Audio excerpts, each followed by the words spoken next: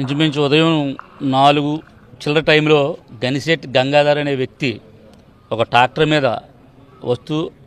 అలాగే రోడ్లంటూ కూడా చాలా విచ్చలవిడిగా ట్రాక్టర్ తోలుకుంటూ డైరెక్ట్గా పద్మనాభం గారి గేట్ని గుద్దుకుని రావడం, లోపలికి వచ్చి లోపల ఉన్న పెక్సిల్నన్నీ తొక్కుకుంటూ లోపల ఉన్న కారుని రివర్స్లో 4 సార్లు 5 సార్లు గుద్ది ఇక్కడ వీరవిహారం గుడి చుట్టూ తిరుగుతా జై జనసేన జై జనసేన అంటూ స్లోగాలు చెప్పుతూ ఏటని ఆ టైంలో తెల్లారుజామున వెళ్ళే రైతులందరూ కూడా ఏటి ఇంత తెల్లారుజాముని పద్మనాభం గారి ఇంట్లోంచి ఎప్పుడు రాని సౌండ్లు వస్తున్నాయి అని చెప్పి చూడడం, ఆ రైతులందరూ చూస్తుండగానే ట్రాక్టర్లను వేసిపోవడం, పక్కన పెట్టడం, దీనికి ఎవడం కూడా వీడియో షూటింగ్ చేయడం చూసి రైతులందరూ కొద్దిగా